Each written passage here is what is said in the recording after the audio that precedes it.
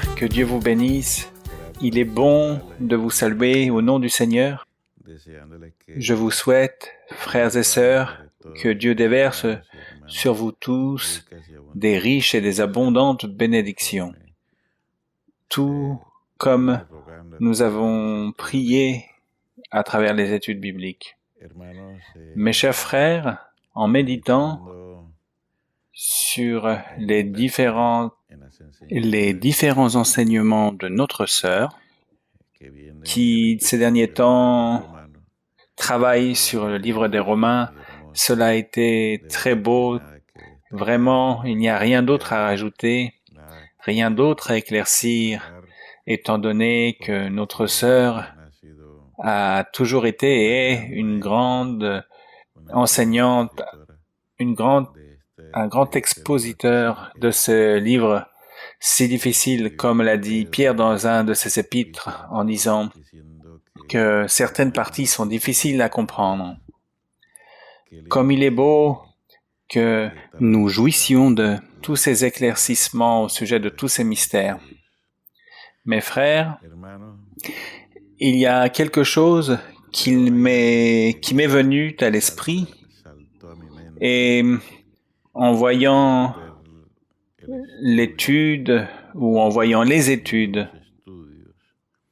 je me disais combien de personnes souhaiteraient partager du temps avec la sœur, combien de personnes souhaitent lui exposer leur situation, combien de personnes aimeraient avoir un conseil, une imposition des mains de la part de la sœur. En vérité, c'est une grande quantité de personnes qui aimeraient ceci. En effet, beaucoup de frères et sœurs m'écrivent. Ils voudraient avoir cette conversation. Mais Dieu a été très bon, très merveilleux,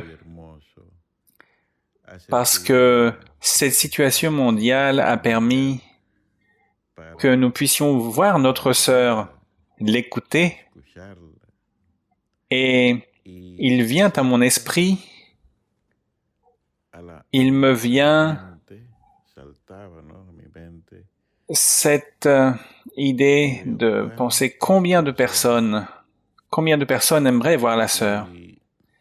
Et c'est ainsi que écouter tout ceci, c'est la recevoir chez nous, à la maison, à travers les études bibliques, c'est comme la recevoir chez nous, à la maison. C'est lui réserver la meilleure chaise, le meilleur fauteuil pour elle. Nous apprenons de la prophétie que souvent nous allons à la prophétie et nous voudrions que Dieu nous parle d'un thème.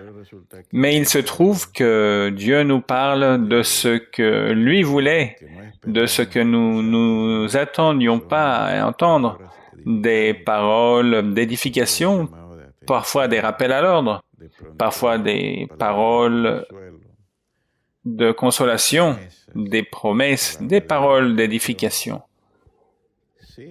Oui, tout cela nous arrive. Et dans le cas de notre sœur, c'est similaire. C'est comme si je recevais la visite d'une personne très chère. Et je fais de mon mieux pour la recevoir. Je la reçois le mieux possible et je l'installe. Et elle s'assoit et elle pose son regard sur moi et elle commence à me parler. J'aurais voulu lui exposer mes problèmes, mes doutes, qu'elle vienne et qu'elle prie pour moi, pour mes parents. C'est ce que je voulais. Mais elle me parle d'autre chose, peut-être ce à quoi je ne m'attendais pas. Mais cette parole qu'elle me donne me console. Ces paroles ouvrent les yeux de mon entendement. Elles me donnent la lumière. Elles me permettent de connaître l'éternité. Elles, par exemple, comme le thème que nous avons entendu aujourd'hui, celui de comprendre comment les choses que je ne veux pas faire, je les fais parfois. Et comment est-ce que cela se fait? Pourquoi je n'arrive pas à me retenir et je me laisse entraîner? Comme c'est intéressant ce thème, quel thème merveilleux! Et la sœur vient me parler de ces choses, et moi, parce que je l'écoute, je prête attention à ses paroles et aux autres thèmes mentionnés plus tôt, tous les thèmes depuis qu'a commencé la pandémie. Nous avons eu maintenant ces rapprochements à travers les moyens technologiques. Mes frères, nous recevons la sœur Maria-Luisa chez nous, dans notre maison, dans la maison de notre cœur. Nous avons une conversation avec elle, mais c'est elle qui a la parole. Et là, ce dont j'ai besoin. Et parce que je lui prête attention, ceci est pour la vie, pour la prospérité. Ceci m'amène la libération.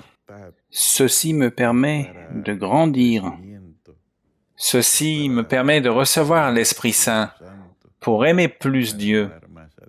Ceci sert à donner des fruits. Cela me permet un jour d'être assis auprès de mon Dieu dans son règne.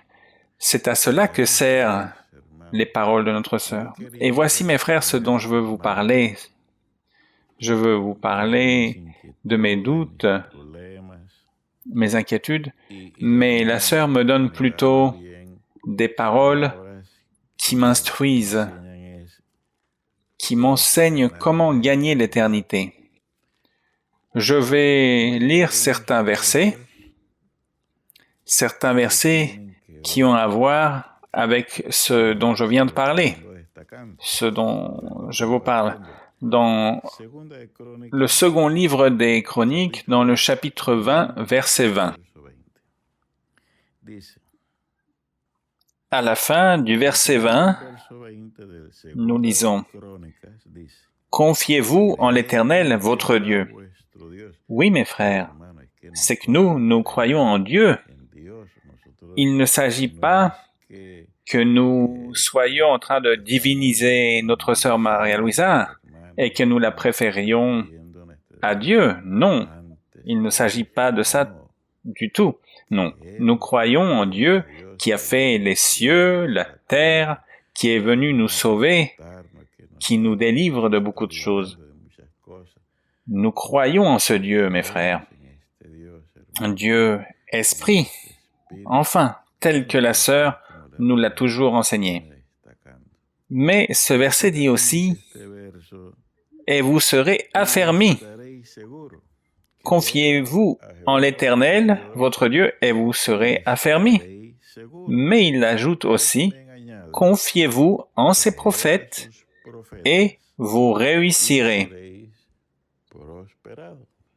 Combien de personnes n'aimeraient pas avoir une conversation avec notre sœur?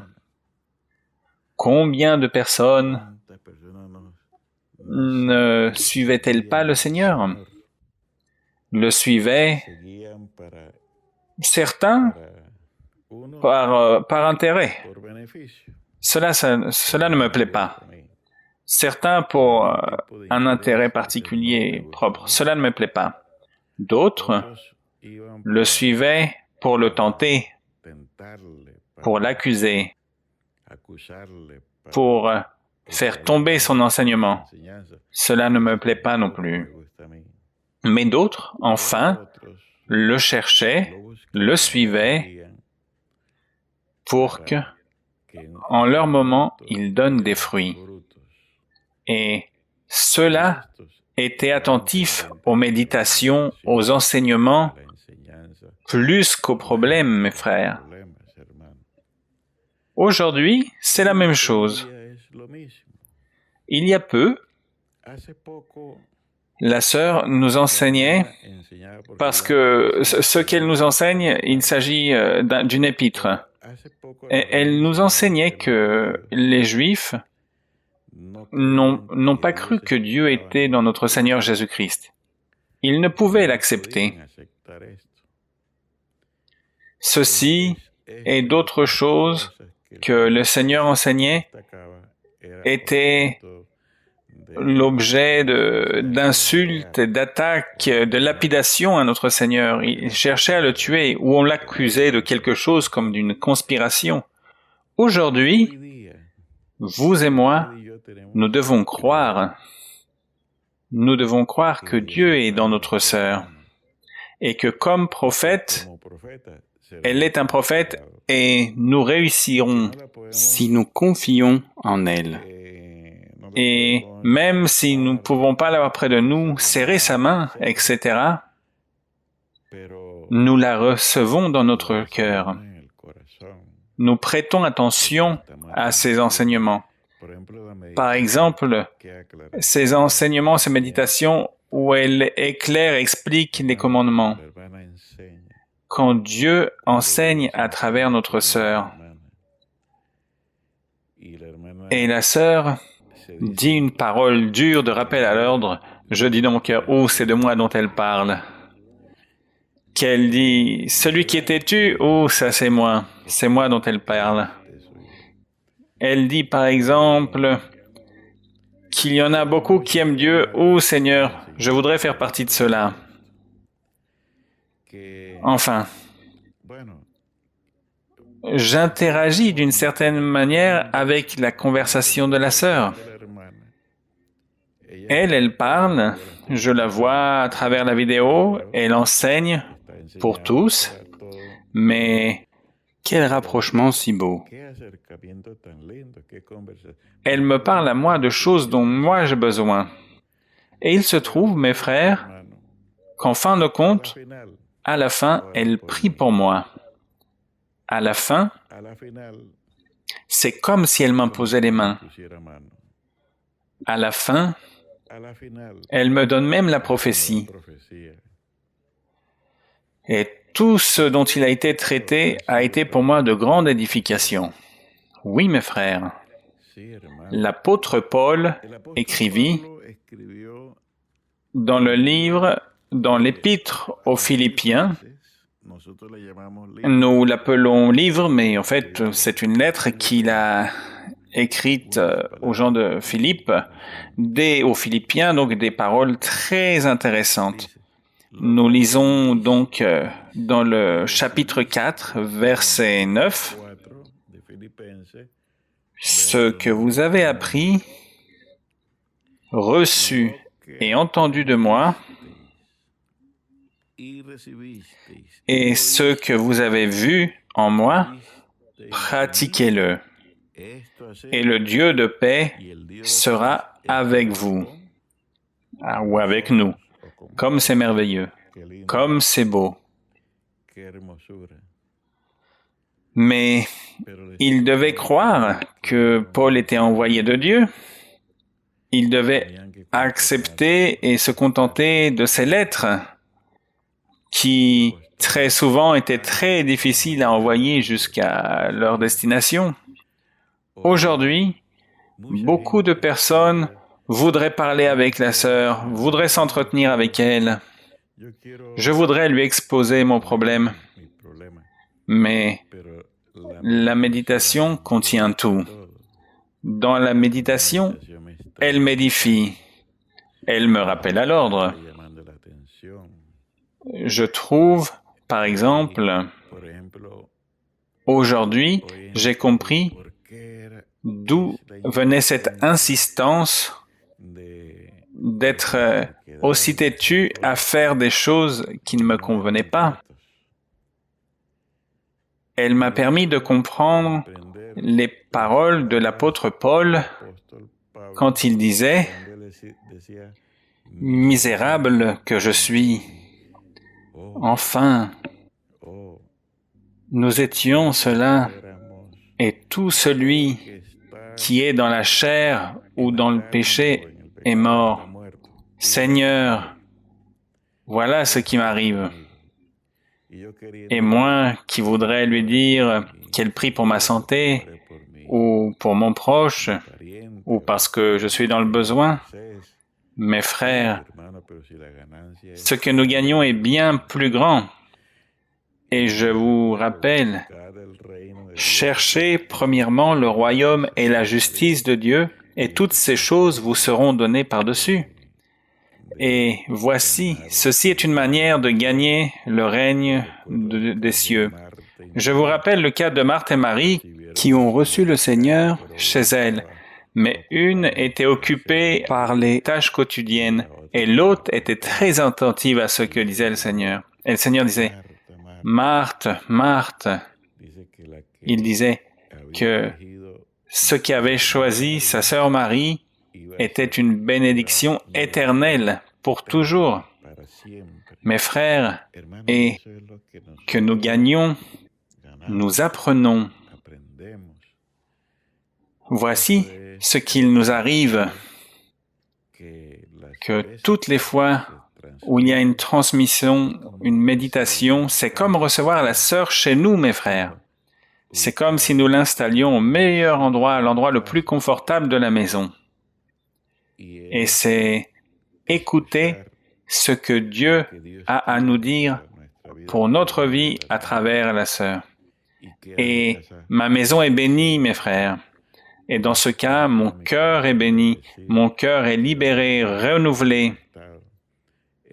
C'est cela dont il s'agit de profiter des méditations, d'en tirer profit, mes frères. C'est pour l'éternité. Et il ne faut pas s'étonner si en prêtant attention à toutes ces méditations tout si belles, l'Esprit de Dieu se déverse. C'est ce que je vous souhaite, mes frères, que Dieu vous bénisse, que Dieu vous fasse prospérer, que Dieu vous emmène, que rien ne vous manque. Je sais que certains d'entre vous, mes frères, sont partis. Certains frères sont partis. Mais bien, mes frères, il faut aller de l'avant. Il faut continuer à être ferme. Les paroles de l'Esprit Saint nous consolent. Les Écritures nous consolent. Et il faut aller de l'avant. Mes frères et sœurs, que Dieu vous bénisse tous.